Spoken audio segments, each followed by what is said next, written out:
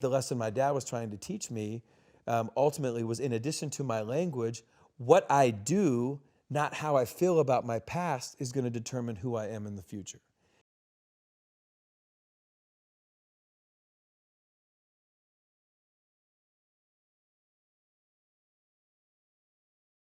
So I'll give you a great story.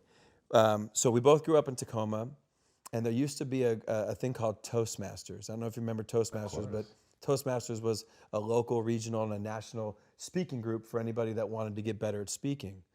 Well, my dad had gone to a Toastmasters early on and heard one of the most successful magazine entrepreneurs in the world speak.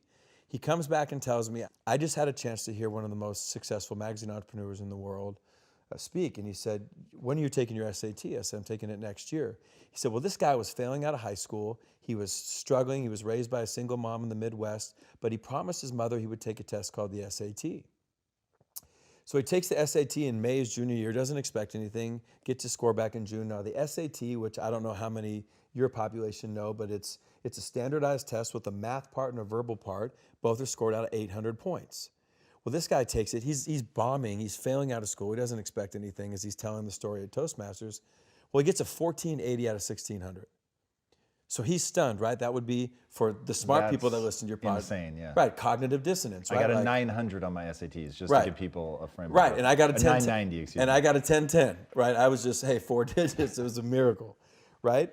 But it's a hard test, and you know, it's a variety of different things. So he gets the score, and his mother, doing what any mother would do, knowing her kid, says, did you cheat?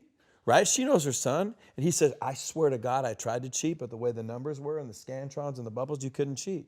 So she says, you mean to tell me you really got that score? He said, yeah, I got the score. So he's stunned, Tom. So as my dad's telling me the story, I'm like, okay. So he says, all right. So what he decides is, because he realizes he's smart and he's going into his senior year, he says, I'm going to go to class. Now he starts to go to class. He doesn't hang out with who he did when he didn't go to class. All right? Teachers see him in class and they said, hey, maybe Franklin Pierce, maybe we missed the boat on this kid. So they start to treat him differently.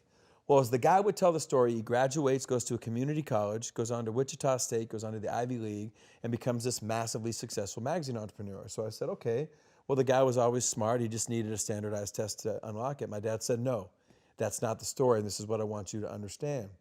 He said, 12 years after all this guy's success, he gets a letter in the mail from Princeton, New Jersey. Doesn't think anything about it. The next day, his wife says, you're going to open it. He opens it. True story, turns out the SAT board will periodically review their test-taking procedures and the policies. The year he took the test, he was one of 13 people sent the wrong SAT score. His actual score was a 740 out of 1,600. And he said, people think my whole life changed when I got the 1480. But what happened? My whole life changed when I started acting like a 1480. And what does a 1480 do? He goes to class. Well, this is one of the first stories I would share when I had my opportunity at Alabama or Florida State or Georgia. So A, your language is powerful, but number two, your behavior is way ahead of your success. And so many people let their feelings dictate what they do, as opposed to throw your behavior out there. Russell Wilson's 5'10". He shouldn't be playing pro football, but he behaves like the best quarterback in the country, and he's done that since before he was at that level, and then his feelings and emotions and his skill caught up to that behavior. I think the lesson my dad was trying to teach me ultimately was, in addition to my language, what I do, not how I feel about my past, is going to determine who I am in the future.